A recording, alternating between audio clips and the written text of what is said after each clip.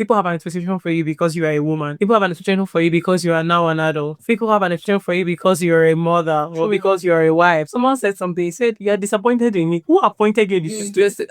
It's my life. If you move with people, you go far, go farther. But if you move alone, you go fast. Initially, I want to go fast. True. Especially when I'm not in the right direction. For me, first of all, why are you thinking about living with your boyfriend? Hey there, welcome to Sabi Cruise, the podcast where real talk meets real life. I'm Bisola, your host and soft life correspondent. Every other week, we get into honest, unfiltered conversations about life, money matters, adulthood, and all things in between. If you're all about that soft life with sense, you're in the right place. So hit that subscribe or follow button and let's cruise into today's episode. Welcome to Sabi Cruise podcast. I'm your host, Bisola Queen, and over here I have Oluwakemi Zabethakay. Hey girl, what's up? I'm good. Hi B. Thanks for having me. Hey friends, before we get into the details of today's podcast, I've known Kemi now for over 15 years. We went to the same university, and when we were reconnecting again, it just dawned on me that the last time we met was 10 years ago. Yeah. Wow, 10. So that's like big over the last 10 years. It's been really interesting, to be honest. It's been really great. 10 years has just flown by. I mean, I think you still have time, but man, 10 years feels like yesterday. 10 years look like yesterday, honestly. But then you still look beautiful, you're glowing, you're even looking way better than the Kemi that I used to know before. Look at hair on fleek, face on fleek. You know, It is poppy. What can I do? I don't have a choice. It has to look good. What's your all the us? What's the secret to us? I drink water and I mind my business. Pray, drink water and mind your business, and you continue to glow. Yeah. All right. I know I've just briefly introduced you. I want you to do a proper introduction of yourself to those that might just be listening or watching for the very first time, coming across you. Who are you and what do you do? Okay, so thank you so much once again, B, for having me. My name is Oluwakemi. You can call me Zabethakay. I'm Zabethakay everywhere on social media, and I am an HR professional for about 10 years now. I also do content creation, around career and personal development. So yeah, that's what I do, like in a nutshell. And I love to make money. She's my money making coach, by the way. I remember one time you left a comment on my Instagram video like, this is so on brand for you. Like, I'm not surprised you're doing like making money and all that kind. Because I've been doing it since uni. And Since uni, she's never, in fact, this babe, I'm always doing several businesses. Even when AliExpress, everything to printing, everything. Just everything. Nobody, Bisola is there. I love it. Yeah, and I'm still I'm still a serial entrepreneur. I find joy and satisfaction in exploring different new I would say ventures, and it has been profitable as well. So why not?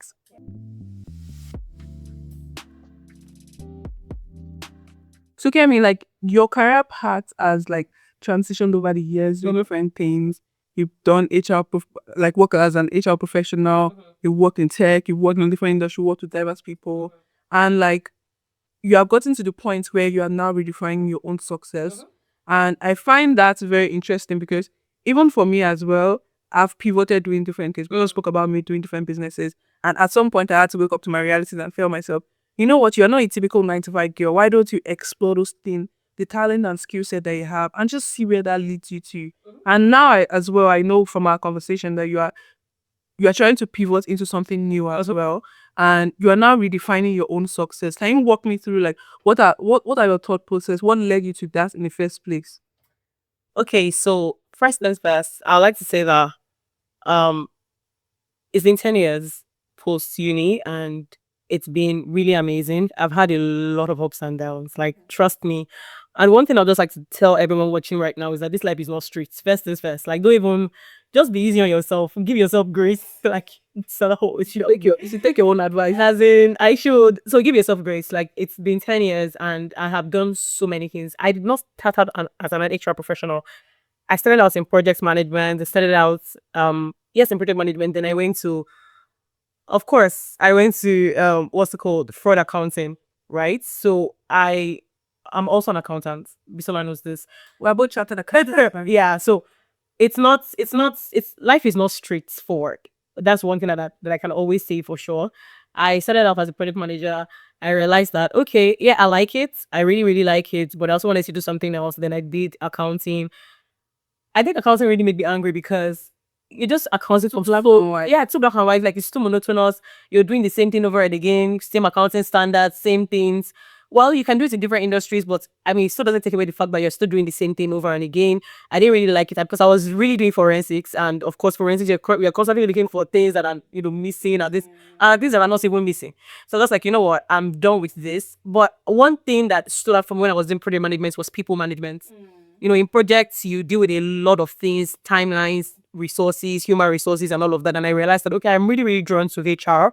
I'm drawn to people management. And that's how I veered into, you know, people management. But the good thing about it is that when I, went into people management, I came in as a leader because I already had like a lot of experience in projects, in finance, and all of that. So I came in as a people manager, basically. Because you have background. Exactly. But then I didn't have to learn the nitty-gritty of people management on the job. And that's why anything that you're doing, you can, not even with this age and time, you can learn anything, even if it's represents, you can learn it from any point, at any point in time you can learn. As long as you're interested. Exactly. So I took a lot of interest in it and I learned it and I was really good at it. And then just starting out from there, the industry that I was there was like literally like venture capital, we raise money for small business and all of that. And then I pivoted directly into core tech, which I am right now. And yeah, like Bisola said, I'm currently at a place where I'm now pivoting again, meaning I'm leaving HR. That's like, you guys are like the first to hear this. I've also even told my community, like, oh yeah, you should like first to hear this. But why? Because life in itself is not stagnant. Life is constantly One way I like to think about it is career path is not meant to be linear at all. You're meant to explore different things. And that's one thing I usually say whenever I go for my public speaking in schools. Sometimes I tell those high schoolers that, listen, if you are feeling overwhelmed, that you are not sure exactly what to go and learn in uni or what you should go and study in college, don't feel don't put yourself upon like that burden on yourself and decide or know it all right now. Exactly. Because as you grow in your career, as you grow older as well, your interest will change. Exactly. So don't you think that because you are studying accounting or you're studying business now, that is going to be the career path for you? And in this day and age, companies don't even just hire you based off your degree and Exactly. they hire you based off your experience and your skills and expertise. So Yeah. don't necessarily feel like you have to lock yourself into one specific thing. It's okay to experiment. It's okay to start with something, and as you grow, as you start to explore different ideas as well, and it would really, really help you broaden your horizon. So no career path is linear. You can always switch and transition. You can. And I need to add to that. A lot of things that I hear a lot from people is, oh, I'm too old to switch, or like my age. You guys are young. Me, I'm old. I'm like, see, you can pivot at 40. I don't care. Like, I don't care what your age is. Like, age is just a number that you just have in your mind and everything. If you say you are 20, then you're 20. So literally, it does not really matter like the age that you're coming in at and all of that. If you really want to do something, I mean, just go for it. Basically. That is so true. I love that. But then, how do we balance ambition and contentment in this day and age where we have the pressure to push for more? Great question. What is ambitious to me might not be ambitious to you. True. That's the truth. So contentment is very relative. Ambition is also very relative. There are people that have seen themselves. They feel like, oh, I'm over ambitious. When you really say like you're over ambitious like this, I mean, you're laid back. Sorry, but that's what it is, right? You have to understand that ambition and contentment is very much related to what you can stomach as an individual. What exactly is your risk appetite? For instance, I'll use an investing term. What's your risk appetite? What somebody else's risk appetite compared to you might be really, really low or high, as the case may be. That's the same thing with ambition. It depends on what you're able to take on as an individual. The most important thing is don't compare yourself to other people and don't put unnecessary pressure on yourself, because that's what makes people feel stagnant and feel like, okay, even though they're doing so well, they feel like, oh, I'm not doing good enough. Probably just because they've seen someone else doing better. So for me, I would say ambition is whatever you are able to take on as an individual. Just ensure that you are better off than yesterday. Just ensure that you are pushing yourself beyond your limits. So, our limit is very comfortable. We're good in our limit. So our comfort zone, we're very fine and everything. For instance, what I'm pivoting into is completely out of human resources. Completely. I did not study this in school. I've not done it before. I'm literally doing it for the very first time. And I'm trying to do it. And this is what takes people like me probably like 4 or 5 years to learn. I'm trying to learn it in in less than a year. So for me, I have put myself on that pedestal because I know I can handle it. For some other persons, that might be, too much to ask. And if for you, that's not what is within your reach, then stay within your reach. But at the same time, push yourself beyond your limits, beyond your comfort zone, just a little bit more, and you'll be surprised at what you can actually take on. And again, for contentment, anything you have, just be satisfied and give thanks. Yeah, I think that's exactly what I was going to say. Like, people sometimes confuse being content for being what's the word? Let me take that again. I've forgotten the exact word. Contentment versus I always say this thing in my videos. Contentment versus Complacency. Yeah. And to add to what you just said, I always say this. People always confuse contentment versus being complacent. Yeah. You can be content with what you have and still strive for more. You particularly want more and push yourself to get more out. Or like, you being content just means that, yes, I'm happy with what I have. I'm thankful and I'm grateful. However, I know that there's still more for me out there. But you getting complacent is you just be like, okay, I've had it all. I don't need anything more. I don't need to push myself, or there's nothing else for me out there. So try to not confuse the two. That would be my own take.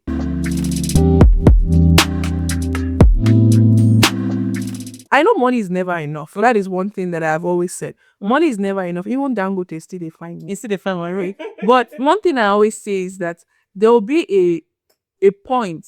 Maybe it could be a target number. It could be like accomplishment. It could be you reaching certain goals. It could be even family as well, where you get to and you feel like, okay, I've gotten to this point where I'm okay. And even though I want to still strive for more, I'm happy with what I have. And it just makes you content. Like, you can still be ambitious, you can still push yourself, but then the rate at which you push yourself after you get to that point is going to be a whole lot less. Yeah. Right? And there will be certain things that you now have boundaries that you know that you can no longer take. Maybe there are some jobs you would have done before that you would no longer do because now you feel like you're past that stage. Yeah. But what would you say would be a way for someone that is looking to, live a soft girl, a baby girl lifestyle, and they also have drive, but they're also struggling with, finding a balance between all of these things? Again, soft life is relative. And soft life costs money. It costs money, to be honest. And I think one thing that I'll always tell people in my generation, in our generation, is be completely honest with yourself. I think a lot of people are not very honest with themselves. They just like have this, thoughts and just feel like, okay, even if it's not, really jelly right now, I will fix it later. I mean, she's a finance expert, so she can tell you a lot about that. Don't eat your cake before you actually have your cake. Yeah. Do you understand? You want to live the baby girl life. Have you worked for it? Have you earned it? I'm always very honest with myself. Oh, Kemi, you want this bag? Sure. But have you earned it? Like, do you have them? So there's a friend of mine that says he doesn't pay for stuff. He doesn't buy it. And this is someone that spends. No, he has the money. He spends. And he says that, see, forget, when I want to buy something, I can afford that thing 4 times. Sometimes 5 before I buy it. Now, someone, you have just seen this person buy this thing, and then you go and pack your entire. And that's why when I see celebrities maybe buying Cybertruck or buying this, buying that, I'm like, they can probably afford it times 2, times 3. Yeah. Don't compare yourself to that person. Be completely honest with yourself. I am an advocate of rewarding yourself when you have put in good work. Please don't let next of kin spend your money. So if you have the money, if you've earned it, by all means, splurge. I mean, after you've invested and you've done your savings, you've done your calculation, you've paid your bills, you have profits, and you've reinvested some part of it. By all means, splurge. But be honest with yourself. If you have worked hard, then I believe you should play harder. Right?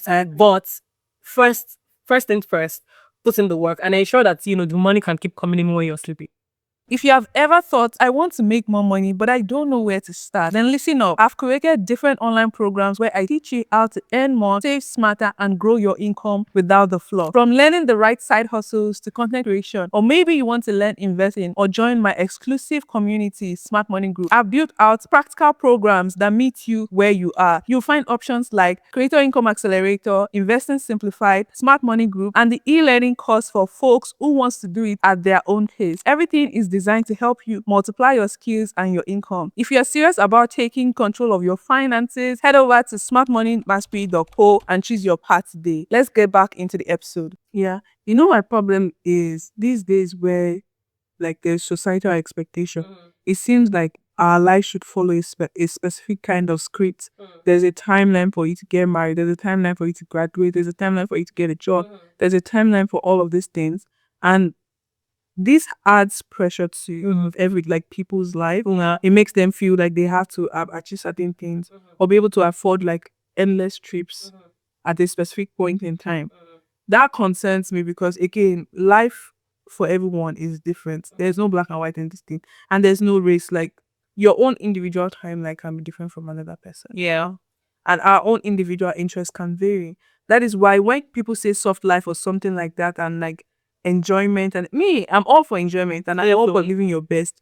That is one thing that is very, very important for me. Me, I feel like money is just there for you to live a good, happy, and fulfilling life, as well as helping people around. However, what me I would term as enjoyment is different from what someone else would term as enjoyment. Yeah. So that makes me curious. What do you define as enjoyment? Travel. I mean, I like to travel. I'm About what places and I've not even started yet. No, that's what I'm telling you. I've not started. I've visited some places in Africa, Ghana, Kenya. so far all the places you visited, where would you say is your favorite? Let me see. I had a really good time in Ghana. To be very honest, like it was, I could go out in the middle of the night, go to the DHs. It was really good. I love that. Like, you didn't go to Ghana in 400 level with us. No, I didn't go with you guys in 400. Why? I went in 300. Oh, you guys did separately? Yeah, I separate. We did like with another group. So you know the road trip we did in Ghana. I think I remember. Yeah, I think I remember. I did. That was my first time ever visiting Ghana. Yeah, Ghana is really cool if you're like if you're with the right set of people. And trust me, Ghana is. I would love to go back there again. I feel like I went there when I was younger. I want to go back there as like my mom matured mind now with more money. I also had a good time in Dubai as well. Oh, I love Dubai. Dubai is one of my favorite destinations that I've been. Dubai is good till now, and I've been to more than 20 countries and counting. And the sweet thing about Dubai is that every single time you go to Dubai, there's a different experience. Trust me, you can completely explore and not have to repeat anything that you did before. They're constantly improved. That's a tourist country. No, like it's just completely. We're always. There are some people that feel like Dubai doesn't have its own culture or its own vibe. Yeah, because it's a lot of people there, most mixed culture. But I mean, for most tourist countries, they're like that. Even Canada, what's Canada's culture? Canada has culture. Canadian, sorry. Hey, Canadian, sorry, actually. So Canada has culture. I don't think I would say Canada doesn't have culture. For me, if I were to talk about like my own definition of soft life, apart from travel and like my own definition of enjoyment, apart from traveling, which is something that I'm really passionate about, I would also say being able to like do me, like just have my own freedom. That is a big definition. I set up like giving myself choices exactly and options. That is huge for me. Just being able to say, oh, I want to do this. I don't want to do that. There's a time, even just quite recently, I was getting overwhelmed with some of the tasks that I do for work. And I just said, you know what, let me just hire somebody. And I just had that option to be able to hire somebody. That is me giving myself more time back to be able to do things. And another definition of soft life for me is looking forward to Friday night. Every Friday for me, I either order takeouts or I get myself a bottle of wine. Lovely. And I'm having maybe suya or gizzard, spicy, just something. And I'm just in my bed. I have my, and that's what expected, right? I have the lights turned off and I have a show on TV. Most times I'm never paying attention to the show. It's just the experience for me, pouring myself that drink, turn on the AC, make sure the room is super cold and dark. And I'm just like leaving that. Sometimes I just play music and I'm just like, wow, allow me to enjoy myself. It feels like this is it. Like, so I always look forward to my Friday, my weekends. And sometimes when people now come like, hey, do you want to go out or something? I'm like, bro, I'm looking forward to being in bed today. I don't want to go out. So that's also another definition of soft life for me. But I feel like there's still so much more that I would love to explore that I'm yet to, but not necessarily because of money. I would say mostly because of time. I'm looking forward to having like my Sundays where it's like I just have like my own spa day and just like soaking myself in a hot tub. Exactly. And things like that. I look forward to it. And also another thing that I did not mention is my own definition of like enjoyment is having my solo time at the gym. I know because like it's so cliche, but whenever I wake up and I go to the gym, a lot of the ideas that I have now, they either came from when I was in the shower or at the gym. So whenever I'm just sprinting, that is the only time that I'm not thinking. And for me, as someone that has a lot going on in her mind all the time, just having that 10-20 minutes where I'm not thinking, it does a lot for my mental health. That's why I don't understand people that don't work out. Like, how do you not work out? How do you cope? Like, for me, I need that 20 minutes or 10 minutes of just nothingness. And I know that in my real sense, I can't just have nothingness going on. I don't know. It's just the way my own brain operates. So being at the gym gives me that time. Then I go to the sauna, I get the heat in my body. Then I go back to have a shower. And I'm ready for my day. I'm like, yes, I've earned this rests. Yeah. It's time to put in the work. Yeah. I have my own definition of enjoyment, which might be different for somebody else. Something else might like something else. So guys, if you're listening, or guys and girls, if you're listening, wherever you're listening or watching this, please tell me in the comments, what's your definition of enjoyment? I'm so curious because I know it's very different for everyone. I want to see what every individual's perspective is like, because just in case maybe there are some things I haven't had as enjoyment that I can start to implement in my life. Exactly. So, and again, enjoyment doesn't have to be extensive. At your level, at every level, there's something you can do that truly makes you happy. Not the next person beside you, but you. So, I think you should find that sweet spots in your life. Basically. Yeah. I'm curious to know, like, you know how you gave yourself this, you're pivoting to something. Yeah. How did you give yourself, or how can you recommend for others to give themselves this permission to explore other options? What gave you that confidence and that audacity to say, you know what, I'm leaving what I'm very, because let's be real, being in your comfort zone, what you are familiar with, Yeah. it is the easiest thing you can do. So what gave you that permission to be able to create an alternative path for yourself and be okay with it? Brilliant question, Bisola. See, let me tell you guys something. It's always easy to say, oh, you can pivot into something else, do something else, explore. But one thing, we all have to understand that this is life and we're actually living this life. Like there's no part two of this life. Like this life is what we're living and it's just this one life that we have. First and foremost, I'd rather have a quality life. I wouldn't want to look back. You know, I usually I tell my husband something a lot of time. Like, I don't want to be 80 or 90 and look back and realize that there are some things I could have done but didn't do.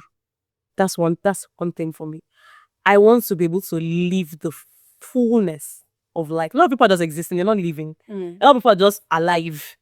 They're pretty much like walking dead, like pretty much, because there's nothing happening for them. They themselves are not even trying to see what can even happen for them. So, like I said, I want to be able to look back at 18, 19 and say, you know what? I did that thing called life. That's very important for me. Then secondly, when you have money, I'm not saying I have money, but I'm just trying to say that when you have One day you are just saying you have money. Stop pretending. I have money. Even this thing alone is expensive. I have money, glory. But what I'm just trying to say is that money gives you options. Whether it's money saved, money invested, money banked up, money whatever. When you have some form of savings or investment, it gives you the freedom to be able to take a break from your normal life and pivot into something else. See, the reason why a lot of people cannot pivot, a lot of people cannot do what they want to do or explore what they want to explore is because while I'm doing that, right, I need to pay bills. Which another pathway to it could be while you're doing what you're doing that is paying the bills, you might not even like.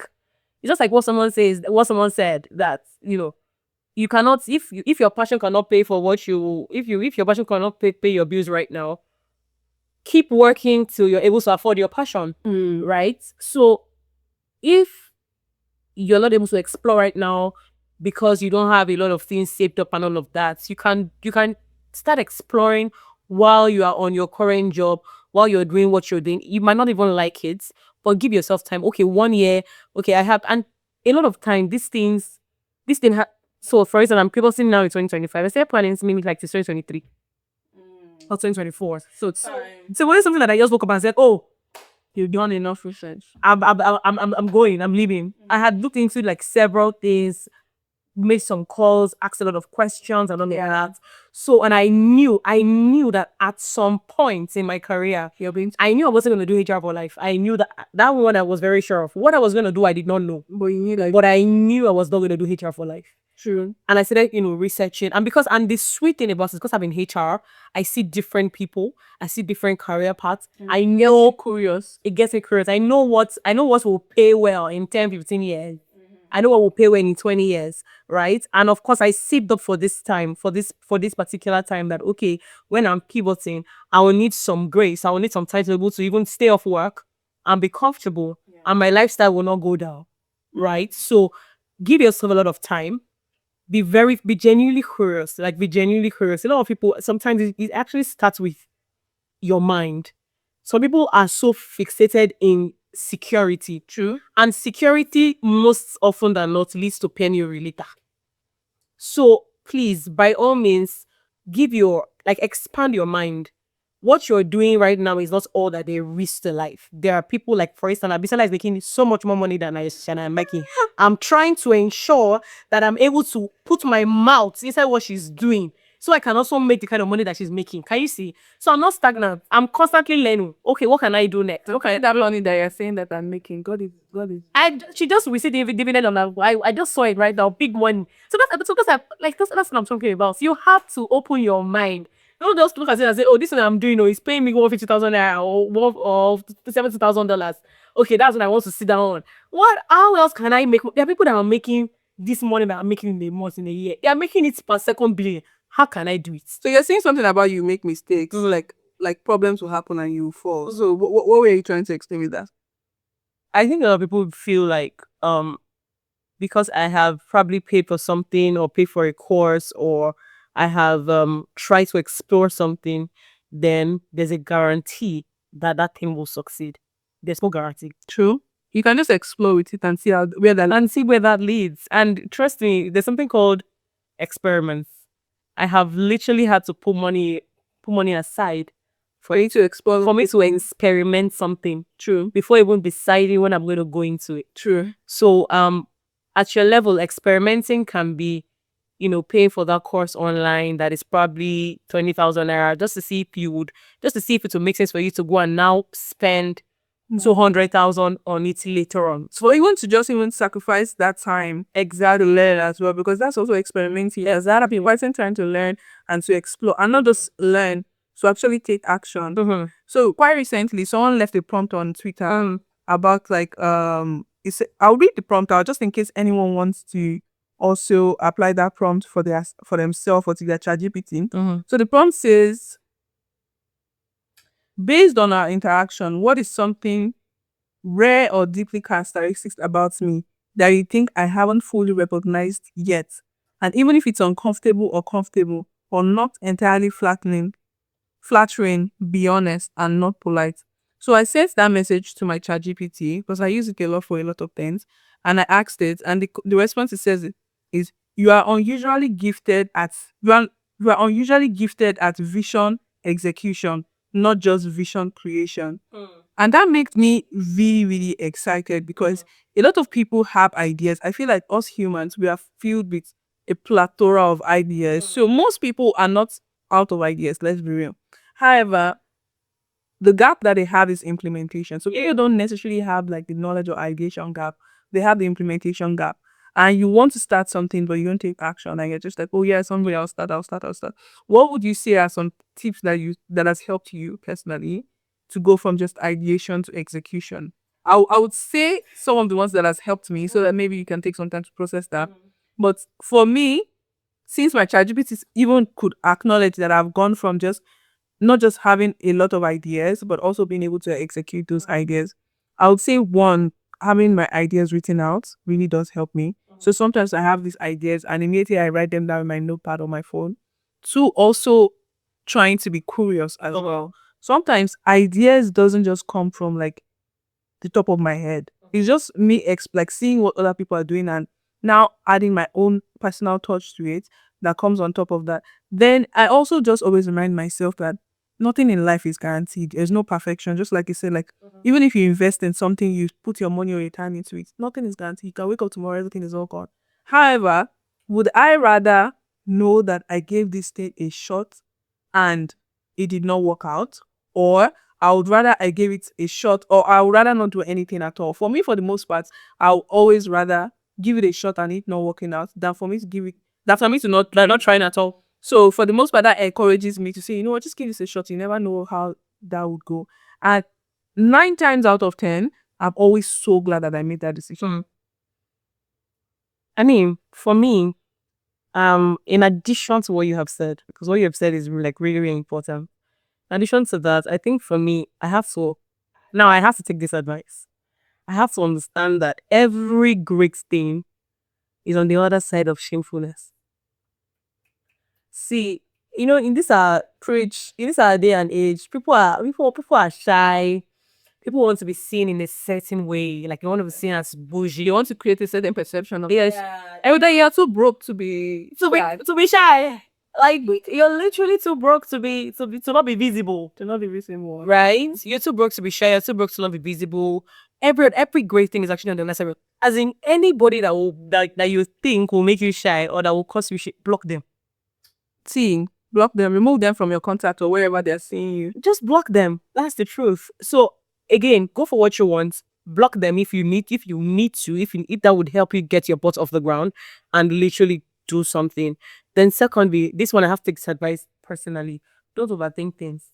I personally overthink things. I overthink. I mean, I analyze. So the thing is, for almost every mistake that could possibly happen, I already have planned it out or I already have it thought out. So I overanalyze and I over strategize as well. But for me, I think I overanalyze or overthink about this like silly things. Like the style, the logo, the color. Because like there's like that thing that I spend like hours trying to figure out branding, like nice look. Those are the things that I spend hours figuring out. However, when it comes to like just going from having that idea to actually taking action, I'm very quick and spontaneous with it. I can have an idea on Sunday and by Friday I have something to show you that I've worked on this idea, something really tangible. However, like I now start to overanalyze this small detail. Exactly. And my sister would tell me, don't overthink it. Like the color is okay. Don't like what's the difference between these two colors? I don't see anything. Then I'll say just wear your glasses. You can't see. That's why wear glasses so they check it out. When you wear your glasses, you can see. Then she'll be like,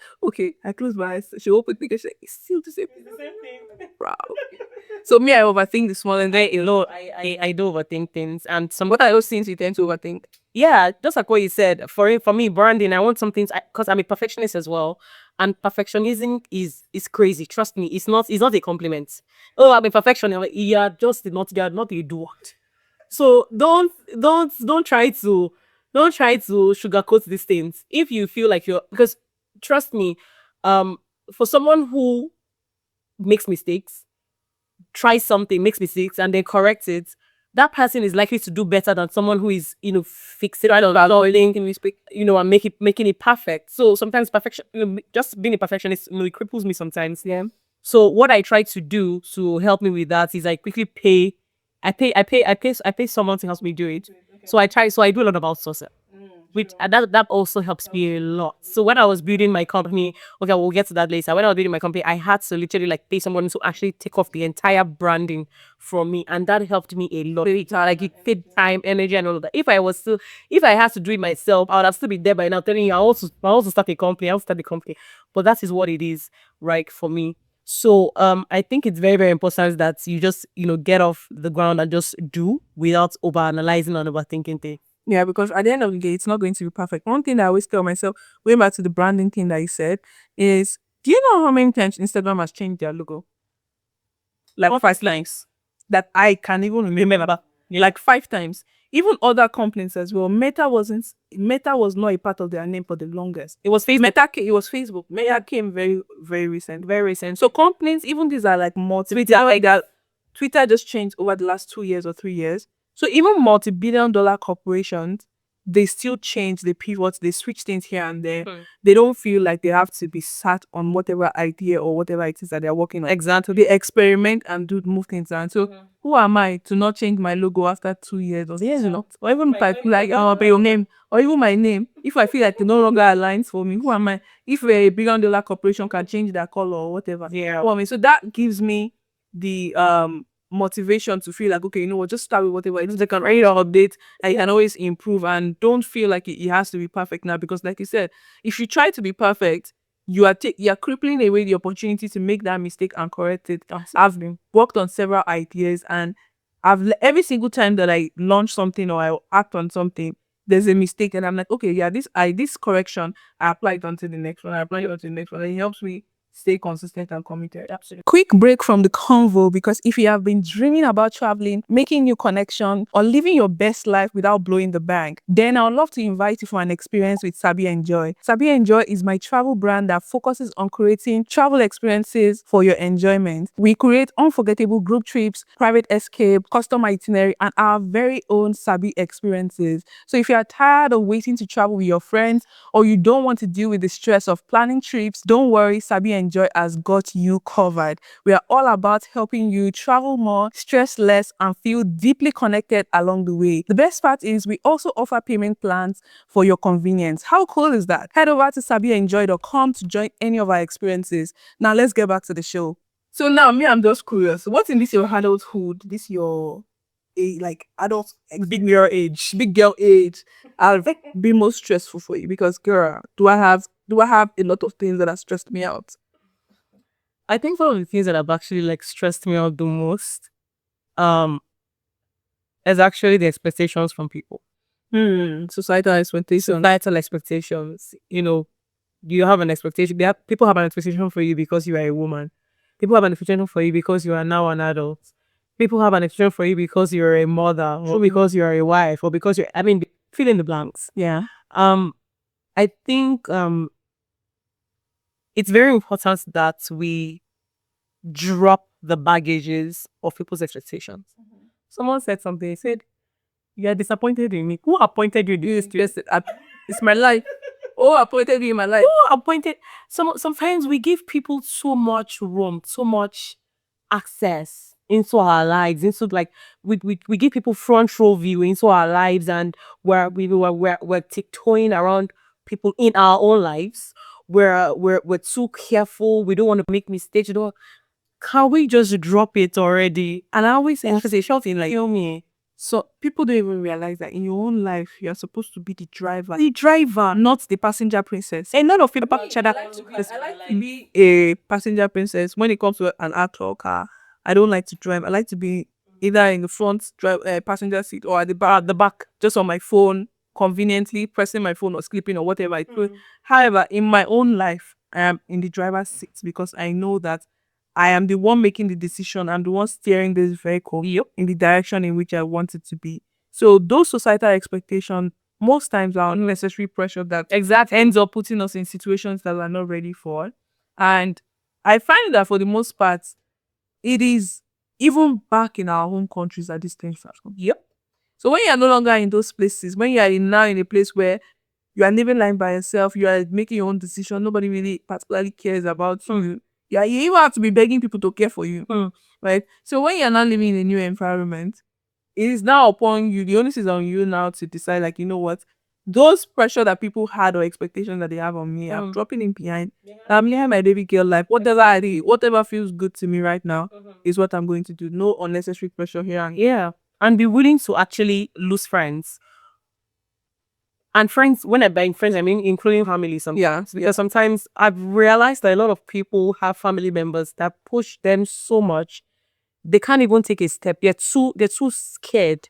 They're too afraid to make moves, because I mean, what would this person think? What would that person think? What would that? Sometimes you just have to just assume that you're alone in this world. Then you will see how far You can go. you can go.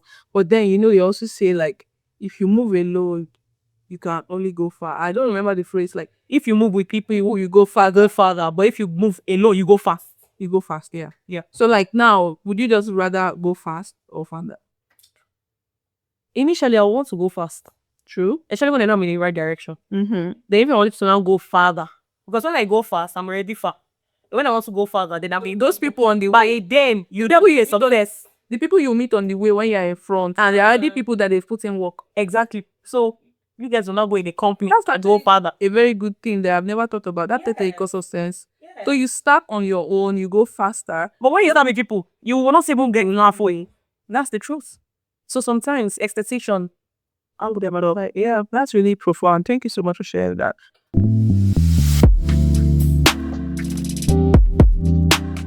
The next section is our cruise control segment, where we address listeners' letters or their dilemmas. So if you are listening to this part right now, you have any challenge or you're going through anything, you have questions or you have any dilemmas that you want to share with us, there's going to be a link in the description or wherever you're watching right now.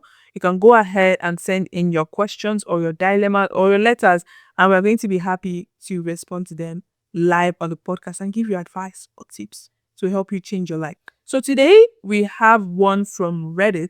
I got this from Reddit and I thought it's really interesting that I want to share with you.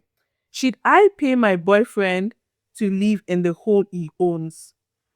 I, 23 female, am currently living at home to save money. Okay. My boyfriend, 26 male, bought a house and wants me to move in. But is it fair that I don't pay rent? He suggested I pay 200 per week.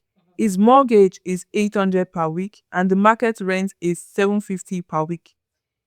He should cover all the bills. So basically, the boyfriend is going to cover all the bills and she'll pay 200 per week. I was planning to save up and buy my own place. So I thought I would just pay utilities instead of rent. Is that unreasonable? For me, I don't think that's unreasonable. I think she can go for it. 200. If market rate for rent there is 750, and your boyfriend is saying, okay, pay 200, he would handle the utilities and the other bills. I think that's a good catch.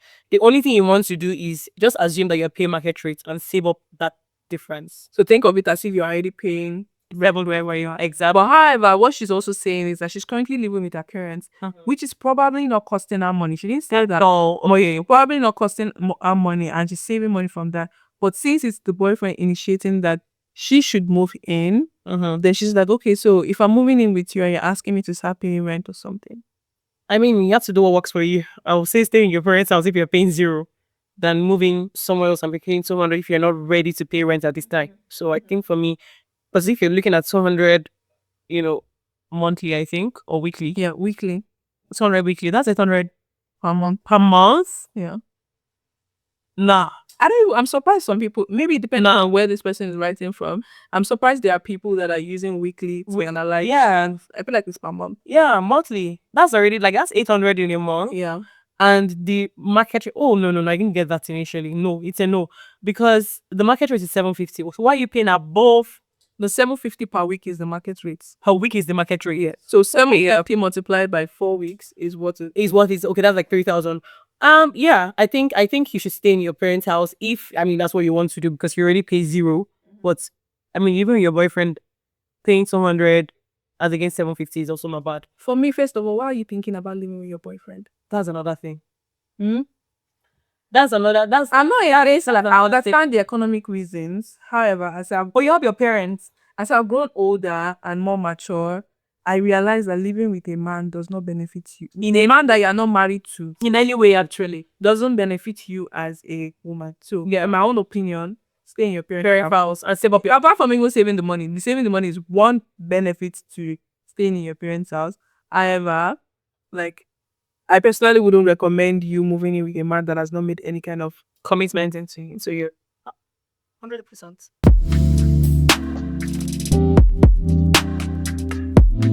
Okay, so we're moving into the rapid Q&A session and the Sabi or No Sabi session of this podcast. In the rapid Q&A, I'll ask you a question, you just respond to me at the speed of light. Okay. And the Sabi or No Sabi section, I'm going to ask you a question. Think of it like yes or I agree versus I do not agree. So, are you ready? Ready. Alright, cool. So, early morning or late night thinker? Late nights, sure. One quote or mantra that keeps you going? Skip. No, you're not skipping. No, you have the time to think. Okay, one quote that keeps me going. Who likes you matters. Who doesn't like you does not matter. That is tea. It brings a lot of, there's a lot I want to say, but let's keep going. If you don't like me, I don't care. Yeah, if you don't like me, who are you to decide what? Okay. What is one thing you have stopped chasing that you used to think mattered? Additional degrees. True. Same. I used to be that person that likes to take professional exams, but not anymore because it's like, Not anymore. it Actually, doesn't really matter. yeah, when we're in school, we're always taking. So there's always my gun. You're the high gun. We read there. No, Nane. If you could spend 1 week anywhere, I know you say you love to travel. So if you could spend 1 week anywhere with zero responsibilities, where would it be? Somewhere in Switzerland. Switzerland. Yeah, I've never actually thought about it. yeah. That country is beautiful. Really? Pictures have not been there, but I know it has to be somewhere there. Do you have like a specific location in mind? Nah. But Yeah. Alright, Singapore. Switzerland or Singapore. you know what? I'm going to Singapore in a couple of months, so I'll take pictures for you and send them. Okay. All right, so we're moving to the Sabi or No Sabi section of this podcast. This is the part where I ask you a question or I say something, and if you agree, you say Sabi, which means to know. If you don't agree, you say No Sabi. All right, cool. Ready? Yep. You pretend to know directions when you're actually lost. Sabi or No Sabi? No Sabi. You ignore calls and texting WhatsApp immediately after. Sabi or No Sabi? No Sabi. Sabi. Oh. You leave WhatsApp group chats without saying anything. Sabi. Sabi. You keep cash in different handbags and forgetting about it. No Sabi. Okay. You book hotel rooms to rest just to feel fine. Sabi. I love that because that one is just a definition of self-care as far as I'm concerned. There are times that you just need a break from your house. Yep. Personally, sometimes I just need a new environment so that I want to be somewhere else so that my head can think. Exactly. So if I need a new space, a new hotel room, fresh sheets, AC, cold room, and everything. For someone that keeps saying AC, I don't like cold though. But I like the feeling of being under a duvet. Yeah. That is thick and heavy. And I'm just cozy under it. That feeling. So you're one under the duvet, but the environment is cold. Cold, exactly. So I like that. I like that. That's my definition of self-care. Anyway, this has been really fun. I've learned a lot. This conversation has been really insightful. And I hope whoever is listening or watching right now has also gained something. If you've learned a lot, definitely please give like or comment below. Let us know what your favorite part is. Don't forget to subscribe and follow the pod. We share new episode every other week. So you want to stay on top of that, depending on whatever platform you're listening on, so you don't miss out. Definitely check out the link. I'll leave the link to follow Kemi on our social media in the description box. And yeah, thank you so much for listening. Let us know your dilemmas for the next episode. Send them over. And we're going to be more than happy to address all of your questions as well. Thank you for cruising with us on this episode of Sabi Cruise. If something we discussed today hits home, don't keep it to yourself. Comment below what resonated with you and share this podcast with your people. Hit the follow button, leave a quick review so that others can find us. Until next time, keep thriving, keep learning. You Sabi or you know Sabi. You already know we Sabi better.